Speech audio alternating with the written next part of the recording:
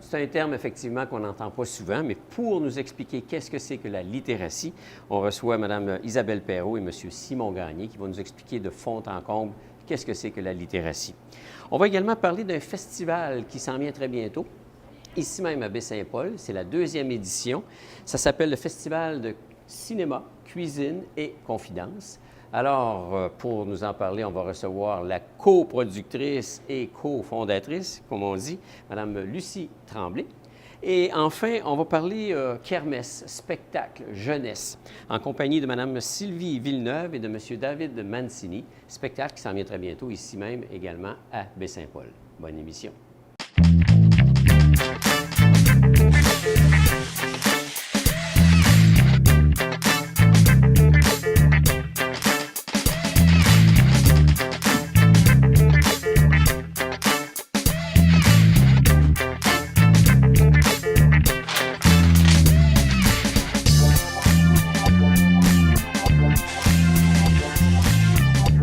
Isabelle Perrault, coordonnatrice de la FAC, qui est la formation en alphabétisation de Charlevoix. Bonjour. Et Simon Gagné, qui est le directeur, lui, du Centre d'éducation des adultes de formation professionnelle de Charlevoix. Bonjour. Hein? Bonjour. Les titres sont longs, hein? Les titres sont longs, les responsabilités on s'en sont sort pas grandes. pire quand même. C'est bon, ça vient avec ça. Bien, bienvenue à l'émission. Merci. Aujourd'hui, on va parler de quelque chose qu'on n'est pas habitué d'entendre. Bon, le terme, c'est la littératie. Mais avant de parler de la littératie comme telle, je sais qu'on vous avait reçu dans une autre émission, je pense que c'était au printemps dernier.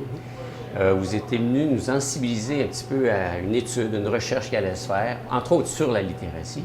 Alors, j'en conclus que tout ça, c'est fait. Là. On est rendu à une autre étape. Là.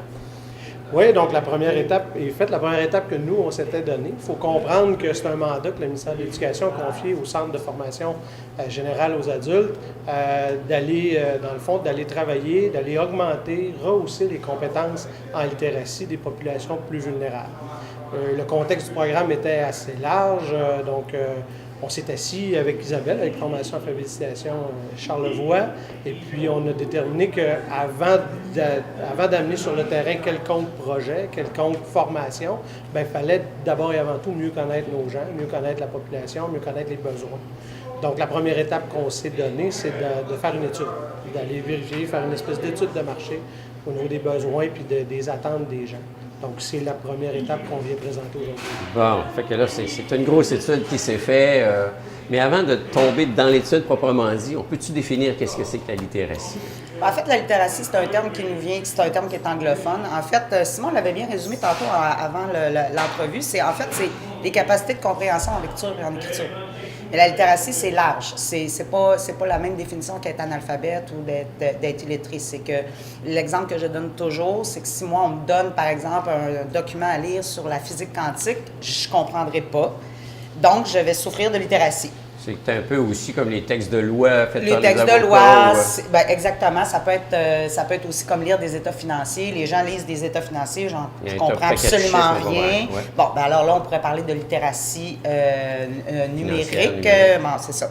Donc, le terme littératie, en gros, c'est la capacité de comprendre les textes écrits ou les images ou tout ça, et d'être capable d'en interpréter les significations. Ah, c'est ça, il y a 2 étapes là-dedans. C'est ça, et d'être capable de les appliquer. OK. Dans la vie de tous les jours. Donc, il y a différents niveaux de littératie. C'est sûr que là, on peut parler, il y a 7 ou 8 niveaux de littératie, mais dans la vie de tous les jours, comme toutes les informations, la majorité des informations sont écrites ou sont par informatisées, bien là, on parle de littératie de base afin de bien fonctionner. OK. Pour donner une image, là, le ministère nous demande d'aller travailler auprès de la clientèle qui sont de niveau 1 ou 2 en littératie. Qu'est-ce qu'il y a? 1 ou 2 en littératie spécifique. OK, c'est pas je sais pas moi, un peu d'instruction ou plus instruit ou quoi que ce soit. Là. Non, c'est vraiment au niveau de la lecture courante. Puis pour vous donner une idée, là, une personne de niveau 2 en littératie va être capable de remplir un formulaire où est-ce qu'on demande des informations relativement simples, comme une demande de congé, par exemple, dans son entreprise. Fait que ça donne une idée un petit peu du niveau des personnes auprès desquelles il faut intervenir et aller aider. OK. Alors, cette étude-là, vous autres, vous aviez le mandat de le faire dans tout Charlevoix. Oui. Oui. C'est quand même vaste. C'est un grand territoire. Donc, c'est de sonder comment est l'état des personnes qui habitent dans la région par rapport à la compréhension de tout ça, finalement? Bien, comme disait Simon tout à l'heure, c'est que le but du projet, c'était de répondre aux besoins en formation des gens qui avaient un faible taux de littératie. Mais avant de répondre aux besoins de ces gens-là, il fallait d'abord savoir c'est quoi leurs besoins, ils sont où ces gens-là. Puis ce qu'on avait remarqué aussi, c'est que bien, dans leur rapport PEICA, corrige-moi Simon si je me trompe. Le PK. Le PK. Alors, dans le rapport qui avait été diffusé, je pense, en 2007, Oui. bon, la grosse tranche de population la plus vulnérable et où le niveau de littératie était le plus faible, c'était les 16-35 ans. OK. Étonnamment. Donc, et on avait remarqué, nous autres, à force de jaser, qu'il y a peu de gens de cette tranche d'âge-là qui fréquentent les centres de formation professionnelle ou d'éducation des adultes et chez nous aussi, les centres d'éducation en alpha. Donc, on s'est dit, OK, mais ils sont où ces gens-là? Si c'est eux qui ont un plus faible taux de niveau de littératie, pourquoi ils ne fréquentent pas nos centres? Est-ce que nos formations sont adéquates? Est-ce que, bon, fait avant de dire, bien, parce qu'on peut s'asseoir et dire, on va créer tel ou tel programme. T'as beau avoir la meilleure idée de l'univers, si le besoin n'est pas là, Effectivement. tu ne répondras pas absolument à rien. On a travaillé pour rien. Bien, on a travaillé pour rien. Donc, c'est d'abord ce qu'on s'est dit. On a dit, bon, on va commencer par savoir où ils sont, puis voir c'est quoi leurs besoins, qu'est-ce qui serait leurs incitatifs, qu'est-ce qui peut les bloquer aussi. Pourquoi ils ne sont pas en formation? Y a-t-il une raison particulière sur laquelle on peut agir ou quelque chose? Fait que c'est un peu à partir de ça qu'on a décollé le projet. Puis on est allé aussi même jusqu'à vérifier avec ces gens-là si, bien, quand nous autres, on juge que leur niveau de littératie est bas, c'est une chose, mais est-ce qu'eux autres considèrent que c'est un frein ou quelque chose qui peut les empêcher peut-être d'améliorer leurs conditions de vie? La personne a elle-même la lecture de sa situation, puis de sa disponibilité aussi à travailler là-dessus. On parle beaucoup que le quotidien est chargé, les gens ont des responsabilités familiales, ils ont un emploi, différentes implications dans la vie de tous les jours. Mais est-ce qu'on est capable de faire de la place à de la formation? C'est aussi ça qu'on est allé vérifier. Alors, c'est tout un défi, dans le fond. Là. Quand on regarde tout ça, identifier les besoins, oui, mais après ça, c'est de répondre à ces besoins-là. Mais pour sonder la population, parce que c'est dans tout Charlevoix, je pense que vous avez passé par des différents organismes pour le faire. Bien, on s'est posé la question, s'ils ne sont pas chez nous, sont-ils ailleurs? Fait qu'on a fait appel aux divers organismes qu'on connaît pour voir, bon, est-ce que vous avez cette clientèle-là chez vous? Si oui, bon, est-ce que les organismes avaient un questionnaire qu'ils pouvaient déjà compléter? Puis on connaît aussi la réalité des organismes. Ils sont bourrés d'informations, ils sont bourrés de questionnaires. Il fallait que ça soit rapide, efficace. Même moi, là, puis même Simon, on reçoit des choses, des fois, on nous demande de remplir, là, parce qu'on fait comme, OK, c'est encore un formulaire à remplir, c'est encore quelque chose. Fait qu'il fallait être efficace et rapide. Donc, on est d'abord allé voir ces organismes-là pour savoir est-ce que cette clientèle-là est chez vous? Est-ce que vous considérez ou est-ce que ces personnes-là seraient prêtes à remplir cette espèce de sondage-là? Ensuite, on est allé dans des groupes cibles où on est allé chercher, dire, ben oui, ces gens-là, ils sont là. On avait aussi déjà on avait pensé peut-être aller voir avec les employeurs. Les employeurs, c'était un petit peu plus compliqué parce que le timing faisait en sorte que, bon, c'est dans la grosse saison, c'est la période de production, c'est pas évident. Les employeurs sont déjà très sollicités. Donc, on est allé de cette façon-là à la base pour déjà au moins avoir un portrait de où ils sont, puis d'avoir déjà un son de cloche de la part de ces gens-là. OK. Fait que finalement, là, vous avez fait le tour de Charlevoix. Vous avez regardé chacune des municipalités. Je voyais des statistiques sur la population d'abord, la clientèle visée. Dans le fond, l'étude vous apporte certains résultats. Là. C'est sûr que l'étude apporte certains résultats, mais on est allé cibler aussi parce que, veut pas, les centres d'éducation des adultes est dans des deux pôles importants de la région de Charlevoix, Malbaie et Saint-Paul. Nous autres, on couvre Charlevoix aussi, mais il reste quand même que l'étude veut aller répondre aux besoins des personnes plus vulnérables, donc plus éloignées des centres, plus éloignées des centres de formation, où il y a moins de services. On parle toujours dans le rapport de défavorisation, on parle des régions plus éloignées comme Saint-Fidèle, Baie-Sainte-Catherine, l'île aux Coudes. Est-ce que Charlevoix, par rapport à une région centrale comme Québec, est défavorisée, puis ensuite on prend, comme on dit, la Malbaie, Baie-Saint-Paul, et les autres municipalités, parce qu'ils sont encore aussi plus éloignés, c'est la même chose? Ça fait-tu boule de neige? Bof. Capitale nationale, c'est capitale nationale. Oui, bien, on a des caractéristiques qui sont propres. Puis il y a toujours aussi la notion d'isolement qui est difficile à aller vérifier. Donc, oui, c'est sûr que Charlevoix est un peu plus défavorisé par rapport à des grands centres. Les gens n'ont pas accès au même niveau d'emploi, aux mêmes conditions salariales que ce qui peut être offert dans un grand centre. puis à la défavorisation par rapport au capital national, puis qu'on est déjà une région défavorisée par rapport au reste des grands centres. Là. Et tu as la question de transport aussi. Hein? Ah, parce que là, on parlait des centres Charlevoix par rapport à Québec.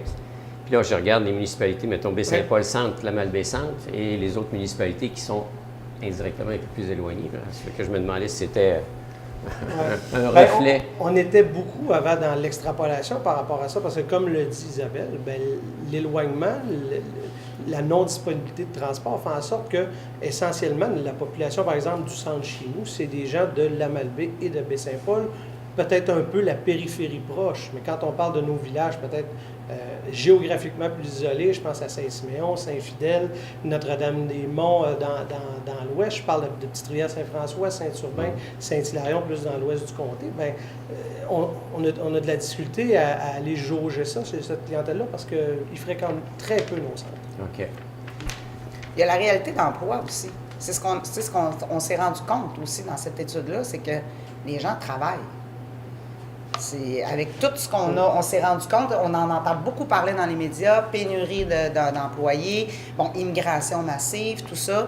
Les gens travaillent, donc ils sont plus nécessairement aussi disponibles qu'il y a peut-être 5 ou 6 ans. Il y a une réalité aussi du milieu du travail qui a une influence sur les modèles de formation qu'on peut offrir. Là. Alors, de fait, si on veut les rejoindre et les satisfaire, il faut changer l'approche, si je comprends bien. Il faut être créatif. C'est ça, c'est un peu ça qu'on s'est dit. C'est que s'ils ne sont pas chez nous, bien là, est-ce qu'on peut répondre autrement à leurs besoins? Puis est-ce que de répondre à leurs besoins, ça serait de nous se déplacer chez eux, d'aller carrément comme dans leur maison, dans leur municipalité, dans leur...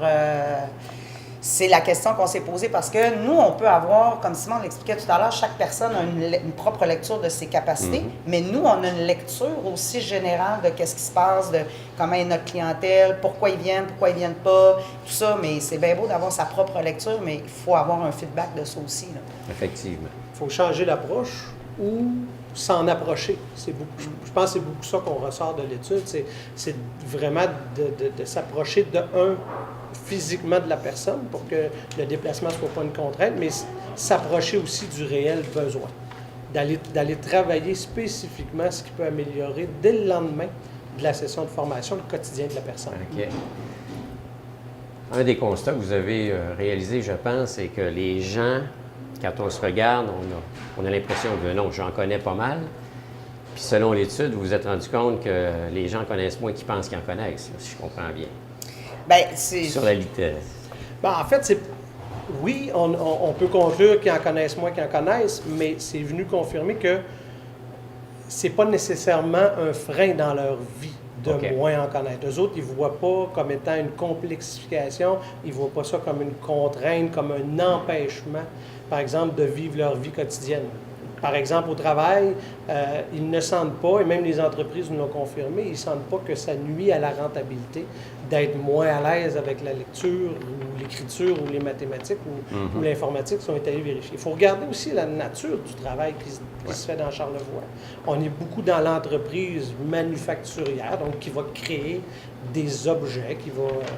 Ou sinon, on est dans l'industrie touristique qui se passe beaucoup à l'oral. Ouais. Donc à ce moment-là... Personne à personne, c'est ça. Exactement. Donc, la littératie comme telle, tout ce qui s'appelle l'électronique, la technologie, on est moins en relation avec ça en général. Oui, parce que c'est sûr que dans l'étude, ce qu'on a ciblé beaucoup, c'est la littératie numérique, c'est-à-dire l'utilisation des nouvelles technologies, parce que, on s'entend qu'aujourd'hui, avec... Maintenant, les informations passent de plus en plus par la voie électronique. Quand on parle de toutes les informations du ministère, c'est maintenant envoyé par voie électronique, les opérations bancaires par voie électronique. C'est beaucoup plus simple et maintenant, tout s'en va vers ça. Il y a une grosse partie de la population qui ne sont pas nécessairement habiles avec ça. Il y a des parties de population qui sont plus vulnérables aussi. Quand on parle des personnes âgées, pour eux, aller chercher leur relevé d'impôts sur le site de l'Agence du revenu du Canada, même moi, où j'ai rempli mon profil, l'Agence du revenu du Canada, je vous dirais que je n'ai pas trouvé ça simple. Donc, ça, c'est une partie de la population qui est vulnérable. Donc, c'est sûr et certain que plus ça va aller vers ces technologies-là. Donc, il faut augmenter le niveau de littératie de ces gens-là. Puis quand on posait la question aux gens, sentez-vous à l'aise avec un ordinateur? La majorité des gens répondaient oui. Mais de là à je vais sur Google, je vais chercher un article de journal, ça va bien, mais c'est au-delà de ça. C'est que si demain matin, il n'y a plus aucune information qui arrive par la poste, est-ce que tu es en mesure de te débrouiller? Faire des recherches Là, plus exhaustives. c'est une autre histoire. Et c'est pas tout le monde non plus dans la région de Charlevoix qui a accès à Internet. En plus. Il ne faut pas l'oublier. Ouais. C'est pas tout le monde non plus qui a les moyens d'avoir un ordinateur, une tablette, des choses comme ça. Fait que c'est un peu tout ça qu'on a comme ressorti aussi. Puis ces gens-là, probablement que, comme Simon disait tout à l'heure, dans leur vie de tous les jours, c'est pas un frein pour eux. Parce que pour l'instant, le besoin n'est pas là. Mais éventuellement, le besoin va arriver, va cogner à la porte un jour, puis va...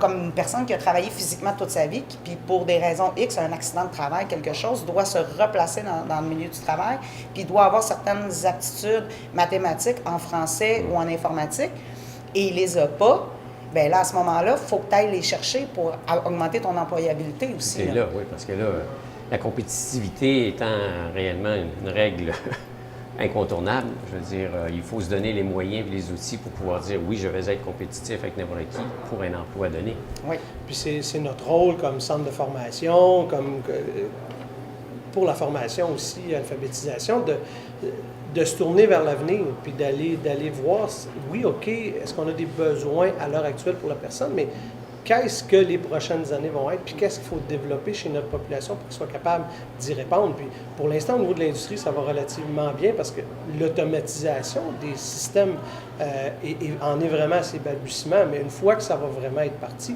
ça va être une déferlante. Et je pense qu'on va avoir beaucoup de personnes qui occupent plusieurs emplois qui vont avoir un grand défi à relever lorsqu'ils vont devoir travailler avec ces systèmes automatiques-là.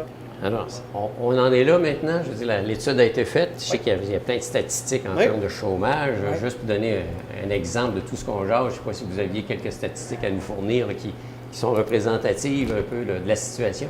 Bien, on en aurait pour toute la journée, mais je pense que ce qui est plus intéressant, c'est d'aller vraiment tout de suite vers les statistiques de besoins. Qu'est-ce qu'on est allé vérifier? Puis je ne veux pas nécessairement donner trop de chiffres, mais par exemple, tout d'abord, on allait voir vraiment les besoins en littératie. On a 9 des personnes sondées qui nous ont mentionné, qui ont avoué avoir de la difficulté à comprendre ce qu'ils lisent au quotidien. Okay. On peut penser que c'est pas énorme, 9 puis en plus, c'est qu'on demande aux gens, bien, dans ces 9 de personnes-là, c'est quoi les personnes qui seraient intéressées à recevoir de la formation pour améliorer la situation? Puis là, on a 2 personnes sur 3, 2 tiers de ces personnes-là qui nous disent « oui, je serais intéressé ». Là, tu te dis, OK, bien là, si j'en ai juste 9 puis il y en a juste un 2 tiers qui est intéressé à avoir une formation. On parle de 7-8 personnes, bien, de 7-8 Ben non, mais si on extrapole ça à toute la population charlevoisienne, moi, je regarde ça comme centre de formation, puis je me dis, c'est quasiment 1800 personnes qui ont un besoin de formation aujourd'hui même. Maintenant, le défi, c'est de trouver ces gens-là, puis d'aller les convaincre, d'aller vérifier c'est quoi leurs contraintes, puis de répondre à ces contraintes-là.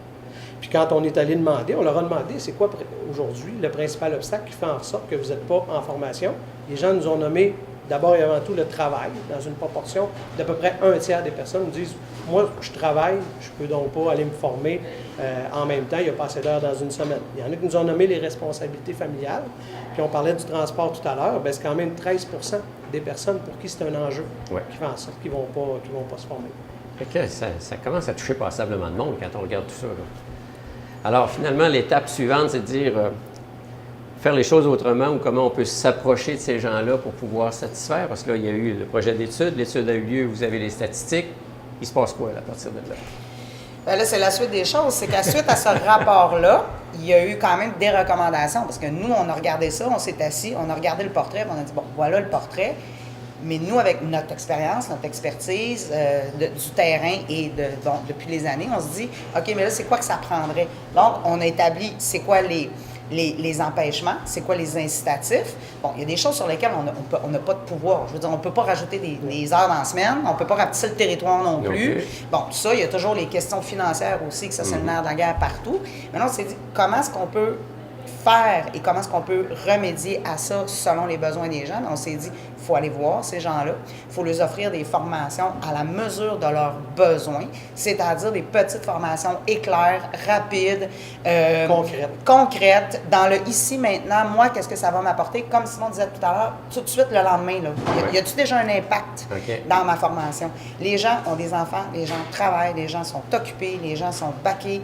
Puis personnellement, puis toi, tu es un jeune papa aussi, tu sais c'est quoi maintenant la réalité. Je sais pas si je suis jeune papa, mais j'ai un jeune enfant. Tu es un jeune papa avec un jeune enfant. Donc, tu arrives le soir après une journée de travail. C'est pas évident qu'à 7 h ou 6 h, tu as le temps avec les enfants, tout le kit, d'aller te rasseoir, de taper une formation jusqu'à 9 h le soir, de revenir. C'est pas évident. Donc, on sait que cette formule-là, ça fonctionne pas. Donc, petite formation éclair sur les besoins réels des gens dans le concret. C'est là qu'il va falloir appliquer cette formation-là et je te laisse la parole là-dessus. Oui, bien, en fait, là, moi, je pense qu'il faudra que ça prenne plus la forme d'atelier. Parce que si on demande aux gens, venez suivre une formation d'une trentaine d'heures pour augmenter vos compétences en lecture, ça ne fonctionnera pas. Je pense qu'il faut trouver des sujets accrocheurs, des formules accrocheuses qui vont dire « Venez vous asseoir avec nous autres 1h30, à peu près, on va travailler telle chose que vous allez pouvoir appliquer dès le lendemain. » Puis il faut regarder aussi, à essayer de lever un petit peu les contraintes. Puis il faut regarder les tenants et aboutissants de la mesure ministérielle, parce que la bonne nouvelle, c'est que la mesure est récurrente pour l'instant, donc elle revient cette année, il y a encore des argents disponibles. Puis il faut regarder maintenant, est-ce que c'est possible, par exemple, de donner une compensation aux gens pour leur déplacement? Si on dit, vous venez vous asseoir tout de suite après le travail, est-ce qu'on peut peut-être fournir un repas?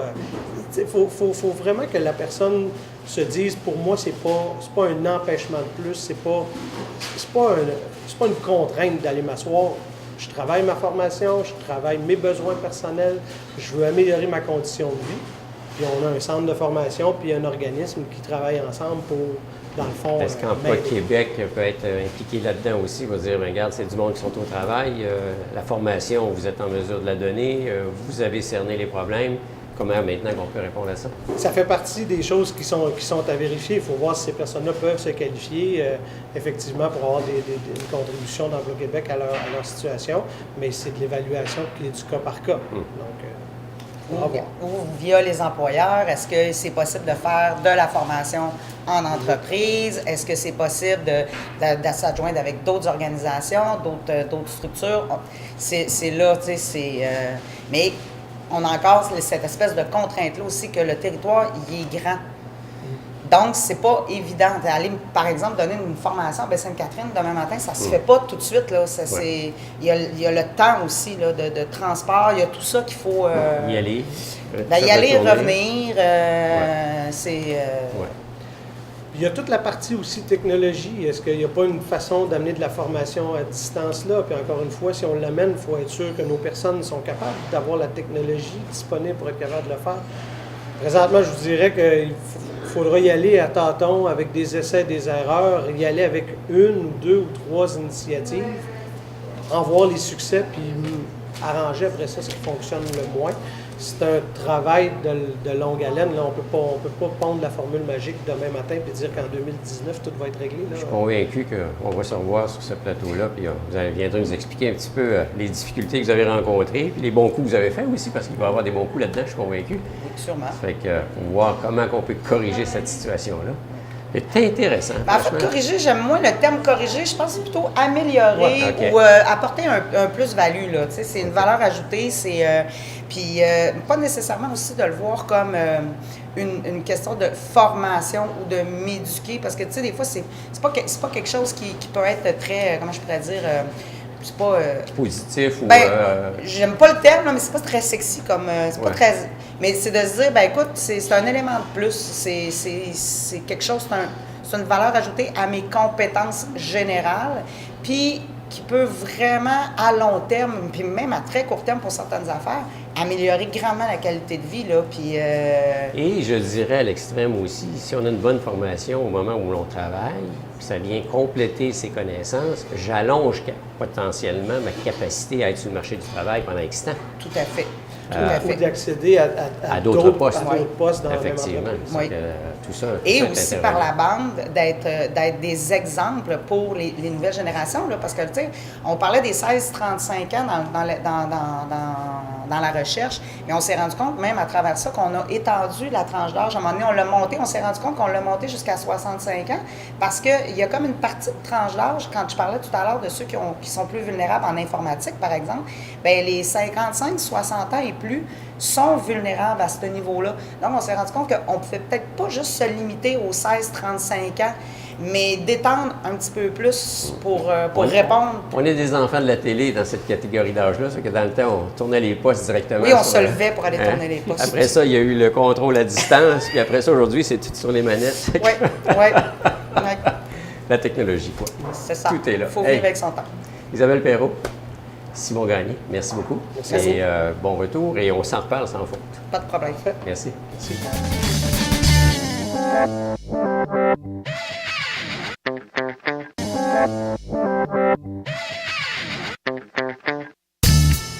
Alors, Lucie Tremblay, cofondatrice et productrice, je dirais, du festival Cuisine, Cinéma, Confidence et des points de suspension. Il y a beaucoup de choses autour de ça. Bienvenue à l'émission. Merci beaucoup de l'invitation, ça me fait plaisir. C'est la deuxième année, donc on récidive. Il y a eu une première qui était l'an dernier, puis quand on dit première, c'était une originalité dans Charlevoix. On parle de cuisine, on parle de cinéma. On n'était pas cuisine, oui, on était habitué. Cinéma dans Charlevoix, moins. Alors, franchement, là, ça a tellement bien été qu'on s'est dit, on fait une deuxième année. Oui, bien c'est ça, c'est sûr. La première année, avec mon collègue Jean Soulard, on avait une intuition, hein? On avait une piste. On disait quand même tout ce qui est par rapport à l'alimentation, la gastronomie. Et c'est un peu comme ancré, pas un peu, c'est ancré là, dans le territoire, dans le Charlevoix. Ça fait partie, je pense, de l'ADN de Charlevoix. Donc, de combiner nos passions respectives et notre profession aussi, de côté, de combiner ça ensemble pour implanter ce premier festival qui a eu lieu l'année passée. Bien, on a tenté la formule, puis on a eu un excellent retour. Les gens ont beaucoup apprécié parce qu'en plus ça se passait dans une période où, on peut dire, au mois de novembre, il n'y a pas grand-chose qui se passe au niveau culturel. On est dans deux saisons, là, effectivement. Exactement. On n'est pas encore dans les parties de Noël. Tu sais, on est entre deux. Et bon, c'est une période aussi où est-ce que les producteurs sont disponibles, sont accessibles, hein, parce que faire ça en plein mois de juillet, quand ils sont au champ ou en culture, ou c'est grosse saison, c'est un peu triste parce que c'est aussi peut-être une volonté du festival qui n'est pas juste de présenter des films qui tournent autour de l'alimentation. Ce n'est pas juste des chefs invités qui sont inspirés par les films qui nous font découvrir. C'est aussi de permettre aux festivaliers de rencontrer ceux qui sont en arrière là, de tous ces beaux aliments-là, en arrière, tu sais, comme on dit, la carotte en arrière de notre assiette. Donc, c'est de pouvoir recréer cette espèce d'environnement-là, de rencontre, de partage et de sensibilisation et d'éducation. Parce que c'est sûr qu'une des valeurs qu'on a en arrière de notre festival, à part évidemment tout ce qui est au niveau cinématographique, il y a quand même une volonté de se sensibiliser au pouvoir et l'importance de l'acheter local. Hein, on regarde de plus en plus qu'est-ce qui se passe récemment. Je ne veux pas trop coller à l'actualité, mais avec l'industrie laitière. Hein, cette semaine, je rencontrais justement Amélie Tremblay, hein, une de nos grandes productrices, là, tu sais, et qui nous parlait d'un impact assez difficile. Oui. Justement, Amélie sera là à une projection débat avec le film Dépossession avec le co-auteur Richard Brouillette et Amélie pour une discussion sur la santé économique de la paysannerie un peu partout à l'international, tu vois. Parce que c'est un enjeu, effectivement. C'est un incontournable. Ah ben oui, l'alimentation, hein, ça fait partie, ça fait partie de notre quotidien. On ne peut pas passer à côté. C'est une obligation d'une part de se nourrir, mais en même temps, c'est un plaisir si on le fait adéquatement. Exactement, puis c'est une part importante de notre économie. Imaginons si on décide que 80 de nos achats en épicerie, si on achète des produits du Québec, imaginez-vous l'impact qu'on pourrait avoir sur notre économie, sur le travail, sur la qualité aussi, puis sur le contrôle. C'est une mentalité à changer puis à incruster, là, comme tel, Oui, l'achat c'est ça, un petit peu. Hein. Comme j'ai des fois, je m'amuse à dire, moi, il y a 20 ans, si vous m'aviez dit que j'étais pour trier mes poubelles, hein, mettre mon papier, j'aurais dit, hey, vous l'avez fumé du pont à l'époque, là, tu sais. Puis maintenant, bien, ça fait rendu, regardez, hein, on a nos bacs, on sépare, on retourne, on recycle. C'est pas grand-chose, mais ça se peut, ces petits changements-là. Un impact individuel qui, avec les autres. Oui, puis il faut aussi se rappeler aussi que manger, c'est du plaisir. Oui. Hein, c'est la rencontre de l'autre, c'est des découvertes. Puis Comment on a des apprécier chefs tellement, invités tellement extraordinaires. C'est ça, là. c'est un mélange de chef et d'un plaisir de l'art, du cinéma, là. Oui, exactement. Mais par le biais de, si on peut dire, du cinéma, de la forme artistique, c'est une façon, c'est un beau prétexte, autant pour, évidemment, tu sais, le plaisir d'aller au cinéma, d'avoir un film sur un grand écran. C'est quand même pas la même chose que de le regarder dans son salon à la TV. Hein? Si on est là, ben tu sais pas, le téléphone va sonner, on se lève. Lorsqu'on est devant un grand écran, on a un rendez-vous avec le film. Donc, on est un spectateur, on s'installe, puis bon, on vit le film. Donc, ça, il y a cette expérience-là. Et et je suis particulièrement fière de la qualité de la programmation. Hein? Chaque film a, à quelque part, sa qualité, autant au niveau, tu sais, si on prend Como Agua para Chocolate, le film d'ouverture, c'est un film mexicain, mais qui fait partie maintenant du répertoire de cinéma d'auteur à l'international. C'est un de nos grands classiques. L'aile ou la cuisse, hein, c'est un peu... c'est avec Louis de Funès. Et évidemment, chaque film, je les regarde, soit de nouveau, je les découvre pour une première fois, mais l'aile ou la cuisse demeure encore un classique. Mais pas juste un classique, la thématique par rapport à la gastronomie française, prendre le temps de manger versus les chaînes de restauration rapide, usinée. Et ça a été fait il y a 40 ans. Et on se retrouve encore avec des mêmes enjeux, si on peut dire. Mais évidemment, avec un Louis de Funès qui nous fait, en tout cas, mourir de rire. Là, Parce que ceux qui ne sont pas familiers avec le festival, qu'on découvre de plus en plus, merci. Le contenu cinématographique a pratiquement toujours un lien avec la nourriture. Tout le temps. Tout le temps. Oui. De là, l'union de dire il y a des chefs qui sont présents sur les lieux. Et dans le contenu cinématographique, bien là, on continue, dans le fond, sur l'air d'aller par rapport à la nourriture et tout ce qui est le contexte. Oui, puis on va même plus loin. C'est pas juste de les juxtaposer, c'est dans le sens, c'est aussi aux chefs. Ils font un véritable travail à savoir... donc, je prends l'exemple de la soirée d'ouverture, les épices de la passion, qui est ce film mexicain. Mais les chefs qui travaillent au menu, ils n'ont pas dit à cause c'est mexicain, on va faire ça. Non, ils ont fait le travail de regarder le film, de le re-regarder, puis de dire, OK, moi, ce film-là m'a inspiré tel menu, tel plat. Et puis là, après ça, on l'a validé, puis j'étais même, mais fantastique, c'est incroyable. La même chose pour le souper gala, si on peut dire. Oui, c'est un souper gala du samedi soir qui permet, entre autres, de financer une bonne partie des activités. Et c'est avec la projection du film Chocolat, donc mettant en vedette Juliette Binoche. Et puis les chefs ont dû s'amuser et ont regardé le film, puis voir qu'est-ce que ce film-là leur inspirait pour le repas. Puisqu'on est contente, on est des chefs fantastiques. Hein? David Forbes, qu'on connaît bien ici dans la région. Qui était d'ailleurs ici un des chefs à l'Hôtel de Germain. Oui, qu'on est heureux de le retrouver. Arnaud Marchand. Il a quitté le Québec, mais là quand même, il n'est pas loin. Oui, mais Arnaud Marchand. Oui. Hein? Et puis après ça, nous avons également Marie-Chantal Lepage, Nancy Sanson, qui a gagné, qui est une des meilleures chocolatières au Canada, qui va nous faire des pièces montées assez spectaculaires, disons. Alors, on a le privilège de côtoyer des chefs de grande renommée, puis en regarder des films de grande réputation, là. Oui, puis cette année, en plus de ça, on a quand même un invité d'honneur, notre président d'honneur du festival, Olivier Rollinger.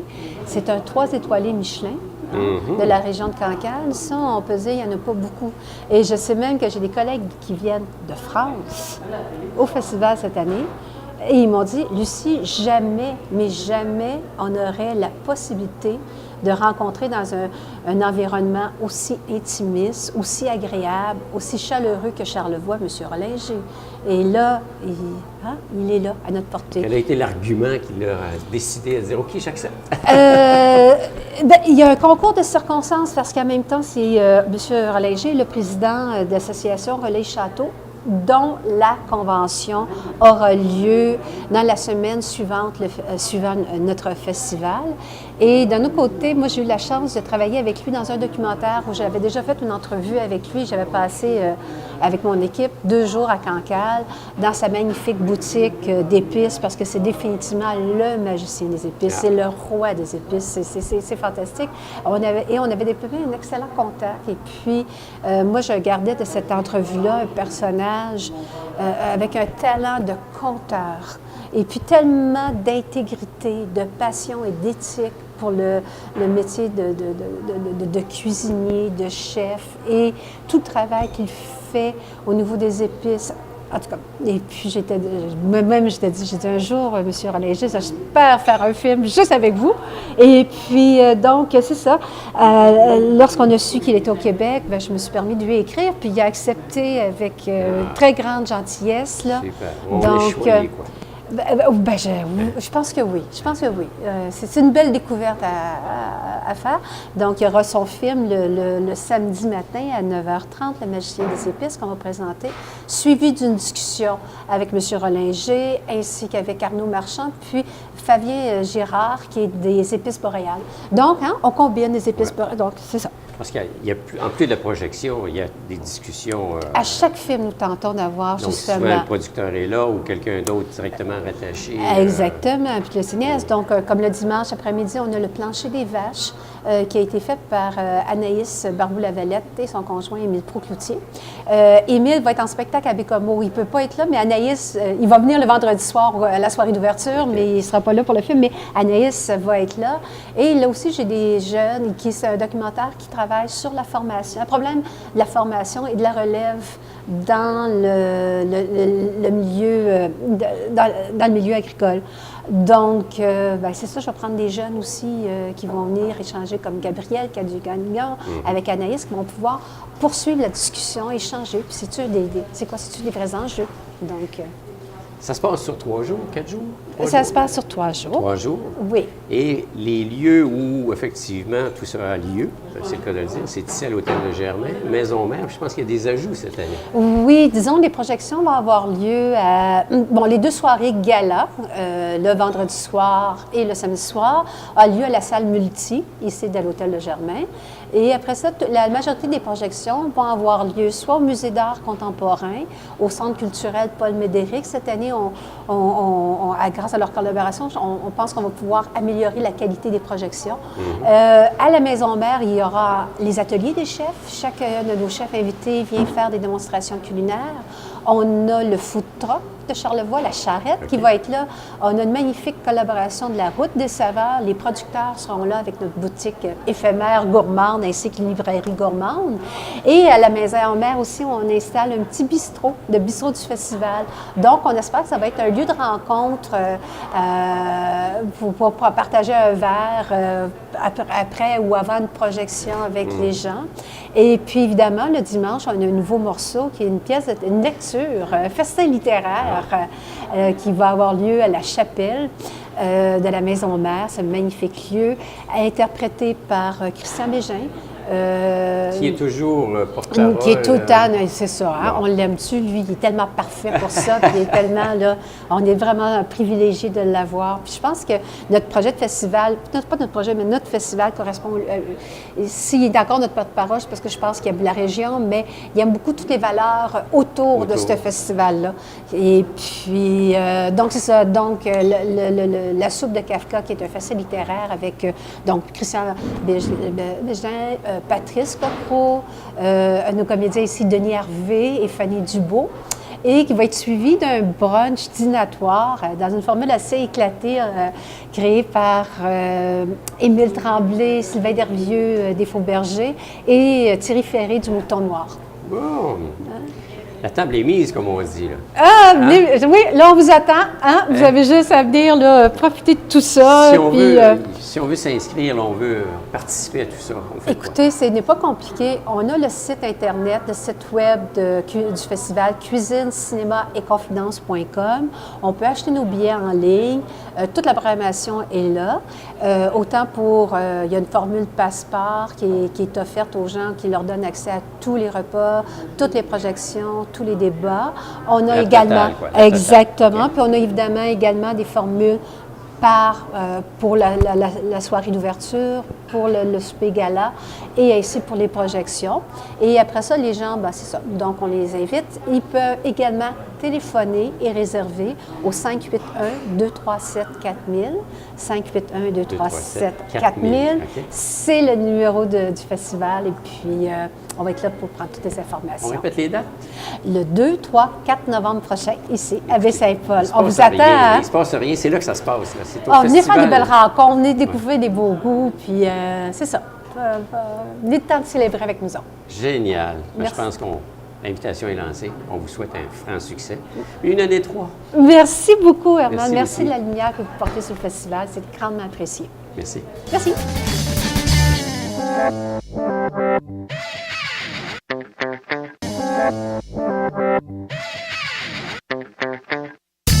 Alors, Sylvie Villeneuve et David Lemancini, co-organisateurs de la première activité qu'on va appeler Kermesse. Oui. C'est une première. Bienvenue à l'émission. Merci. Alors, je disais première Kermesse. Qu'est-ce que c'est qu'une Kermesse en soi? Là? Une kermesse, c'est large. Quand on parle de kermesse, pourquoi on a choisi ce nom-là? C'est qu'on ne voulait pas que ça nous limite dans l'organisation d'activités. Donc, c'est ça, kermesse, ça nous permet de... Cette année, on a sorti quelques activités. On commence, c'est notre première édition. On fait attention, on est prudent. Puis, ça va nous permettre, c'est ça, l'année prochaine, si on a des idées, bien, on peut les ajouter. Puis, étant donné que kermesse, c'est au sens large, on peut greffer plein d'activités, puis on va toujours, ça va devenir une plus grosse kermesse. Oh! On a de l'ambition, on a de l'ambition. Bien, ça en prend. Ça en prend. Super. Mais tout ça découle un petit peu de l'expérience qu'on a connue l'an dernier, si je comprends bien, avec la venue du spectacle Gospel. Oui. C'est la réalisation d'un rêve que de voir un spectacle gospel où j'avais acheté l'idée à mes optimistes avec le Relais pour la vie. J'ai acheté cette idée-là, ça l'a fait...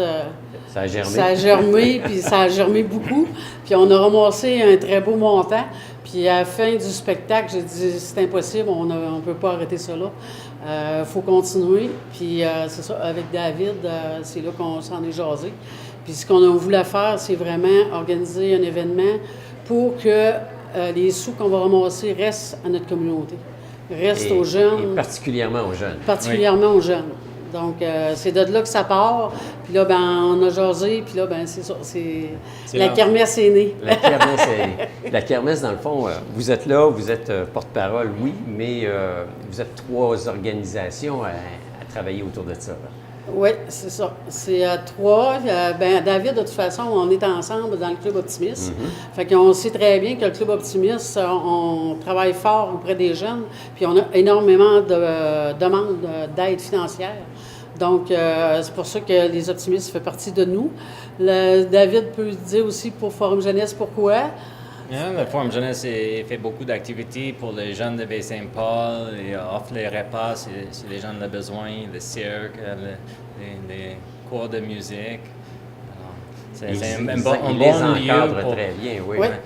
On peut faire que les jeunes vont aller à la Forum Jeunesse et passer une belle soirée, faire des choses un peu méchantes à la plage, des choses comme ça. Alors, oui. C'est ça. Venez-vous-en chez le Forum Jeunesse, vous allez avoir du plaisir malgré tout ça comme tel. C'est ça. Puis le Forum Jeunesse rejoint beaucoup de jeunes, plus clientèle ado. Ouais. Donc, pour nous autres, c'était important de toucher tous les jeunes dans l'organisation de la kermesse. Donc, Forum, en tout cas, au niveau de l'adolescence, on va essayer de leur donner un petit coup de main aux autres aussi. Puis le troisième, c'est le club de judo Sakura à Saint-Paul. Le club de judo, ça concerne le dojo, que beaucoup de monde a entendu parler, le problème de local. Donc, ils ont besoin de sous. Ils viennent de Ils ont été relocaliser déplacés plusieurs fois, encore. c'est Oui, ça. là, on est correct pour quelques années. Mais c'est ça, éventuellement, il va y avoir des changements encore. Mais c'est important de les aider parce que le club de judo comme tel, là, il regroupe, il va chercher au moins une centaine de jeunes. Donc, c'est important que le club soit bien... quand je dis le club, là, c'est la salle, puis aussi aider les jeunes qui compétitionnent, qui font de l'activité. C'est tout ça là, dans le club de judo. Puis le dojo sert aussi à d'autres activités, qui est la gymnastique, cabriole, un pour les jeunes enfants. Là. Donc, c'est ça. Fait que c'est 3 organismes il y a beaucoup de jeunes qui sont impliqués. Donc, c'est à eux que cette année, on va remettre les sous. Là, c'est 90 des sous qu'on va ramasser. Wow! 90 Ouais. c'est énorme. Qu'on Bravo. donne. Fait que chacun va avoir 30 là, Donc, on a tout intérêt, effectivement, à participer. Alors, la kermesse comprend quoi cette année? Juste pour vous dire que... Hein? Ouais, c'est 2 soirs de spectacle. 2 soirs. Et un après-midi de cinéma. OK. Alors, cinéma, puis les spectacles, c'est varié, c'est différent. Là. Oui, le vendredi soir, il y a un spectacle de gospel, le Warrior Gospel Choir de Québec qui va venir Québec, chanter. on penserait qu'ils oui. viennent de From USA. Alors... Donc, ils sont de Québec. Ils sont combien de personnes dans le... C'est une quinzaine, là, une quinzaine de chanteurs plus musiciens, là, entre 15 et 18, là, qui vont être sur scène. Puis c'est ça, puis c'est une chorale, là, beaucoup qui veut faire participer la salle. Ben, c'est ça, quand on parle du gospel, là, ce sont des chants en principe religieux, Ouais. majoritairement, je pense, noirs de la communauté. Mais attention, là, ça drive, comme on dit, là, ça bouge. Là. C'est ça. Cette année, la chorale va être complètement différente de l'année dernière. L'année dernière, c'était un super de bon spectacle, c'était une belle chorale. C'était une chorale, justement, eux autres font beaucoup de spectacles. Ceux-là qu'on a engagés cette année, ça fait environ 1 an et demi, 2 ans, qui chantent tout ensemble. C'est vraiment une chorale de noirs, vraiment, là, qui est formée, puis qui sont vraiment, là, gospel, là, comme on voit aux États-Unis. Dans les films, on les films, voit, là, ça qu'ils font lever le monde, puis ils veulent que les gens chantent, tapent des mains. C'est vraiment participatif aussi. OK. Là. Fait que ça va être complètement différent de l'an dernier. Là. Alors ça, c'est suite à l'expérience de l'an dernier. On répète, il y a un autre groupe de gospel qui s'en vient dans Ça Charlevoix. va être différent, ça ne sera pas comme l'année dernière. Ça va Donc, brasser. s'il y en a qui ont moins aimé ça l'année passée, puis qui reviennent voir le spectacle, Ça va être autre là, chose. ça va être autre chose, puis peut-être que là, ils vont triper 10 fois plus fort. OK. OK? Fait que c'est différent, c'est vraiment différent comme groupe. Là. OK. Ça commence à quelle heure? À 7h30. 7h30? Parce que, habituellement, on aurait commencé à 8 heures, mais on a une petite surprise. C'est que étant donné que la kermesse, on fait ça pour les jeunes, Diane Amiotte et son jardin d'enfants, les enfants de 4 ans, vont faire la première partie du spectacle. Donc, ils vont chanter du gospel. Eux autres aussi? Ah oui! Oh! Donc, c'était un défi qu'on a comme lancé comme ça. Puis Diane est déjà en train de faire pratiquer ses jeunes. Les chansons, ça s'en vient bien. Donc, on met ça à 7h30. Un parce boni, que, un boni. un petit bonus là, de chansons. Puis je pense que ça va être le fun là, pour tout le monde de voir ça. C'est original, Puis, en tous les cas. en là. même temps, les jeunes, de voir là, du gospel, d'en faire, c'est différent. On n'entend pas ça tout le temps à la télévision. Fait que ça va être le fun. Là. Le lendemain, là, on change complètement de registre. Oui. Oui. Là, c'est un spectacle, je dirais, populaire. Toutes sortes de musique, c'est les musiciens de Charlevoix qui vont jouer pour remonter l'argent pour les Toujours jeunes, pour les jeunes de encore. la place. Alors, c'est les gens de la place qui vont travailler pour les gens de la place. OK. Alors, on a 9 différents artistes ou groupes d'artistes qui vont performer dans l'église. Wow! Alors, est-ce qu'on a quelques noms? Parce que c'est principalement comme on disait, des Je artistes. laisse ça. Non, vas-y, David. Je vais nommer quelques-uns. On va avoir la musique traditionnelle avec Étienne Bouchard, Bernard Bouchard et Louis Harvey. OK.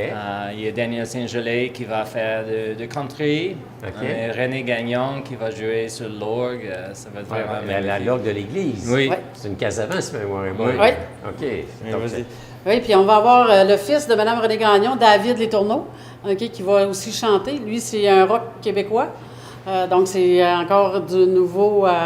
Ensuite, on a Mégane Tremblay puis William Gilbert. C'est les gagnants de secondaire en spectacle l'année dernière. Ensuite, on a Marion Sylvain, que beaucoup connaissent parce qu'elle a gagné beaucoup de concours. Donc, on a la chance d'avoir Elle est en Marion. progression, Oui, elle est en effectivement. progression. On a aussi Stéphanie Boivin et Chloé Boilly.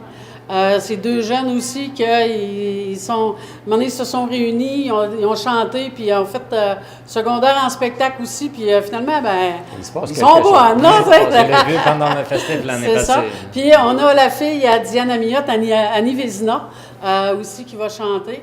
Et notre vedette, je pense la personne la plus connue dans toutes les neuf, là, ben, c'est Yann Brassard. On a la chance d'avoir notre beau Yann avec nous autres aussi.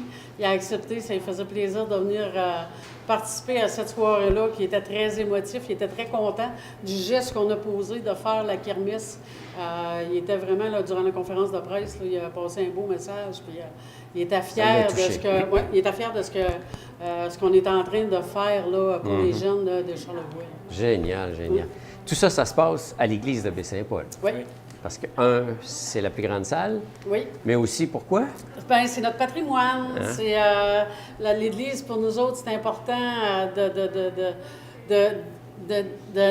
d'entrer dans l'Église puis de voir. L'Église, là, quand on est à l'intérieur, même si c'est gros, c'est chaleureux. Fait qu'on peut faire des spectacles là-dedans. Moi, je trippe. Je sais pas pourquoi, là, mais moi, l'Église, ça me parle. Probablement, c'est sûr qu'on a un certain âge. On est allé quand on était petit, mais je pense que c'est important de conserver ce qu'on a dans Baie-Saint-Paul. Puis nos beaux édifices, bien, si on peut donner un petit coup de main en louant puis en étant là à l'Église, bien, tant mieux si on peut aider de ce côté-là comme ça. Certain. Puis, il y a une affaire qu'on a oubliée au niveau des sous qu'on remet aussi, c'est que 30 on donne un 90 mais il reste un 10 Puis dans le 10 on remet un montant aussi au marché de Noël qui va servir à la place des jeunes, OK, pour améliorer la place des jeunes.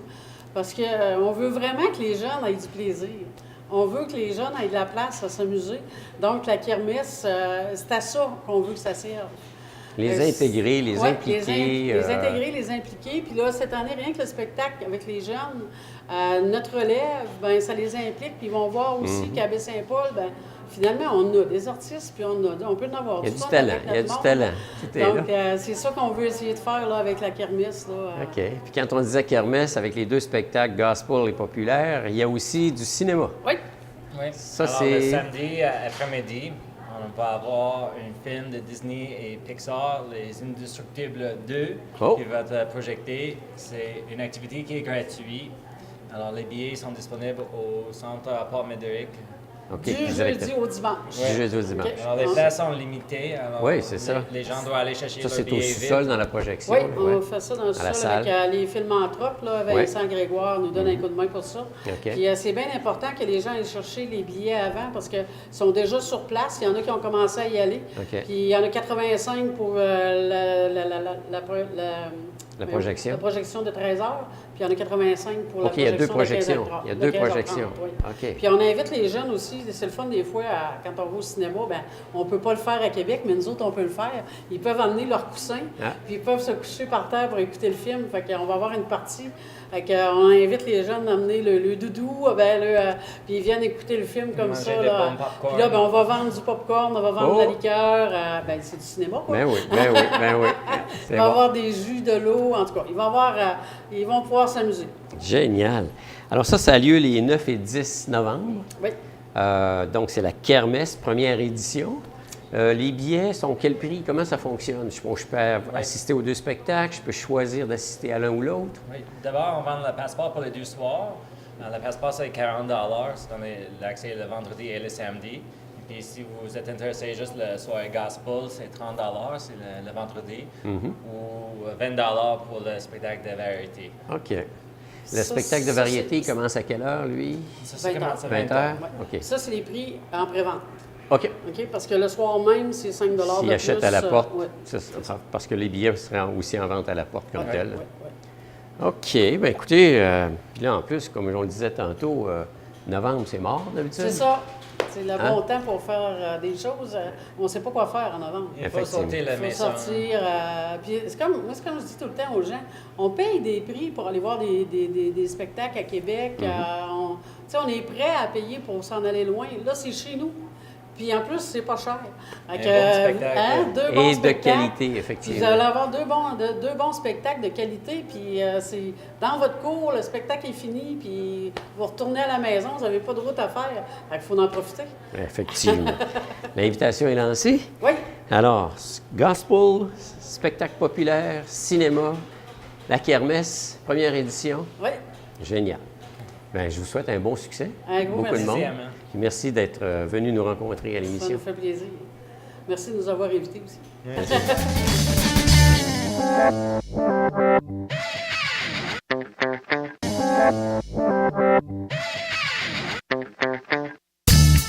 Voilà, une autre émission qui s'achève. J'espère que le contenu de cette émission vous a plu. Merci à nos invités.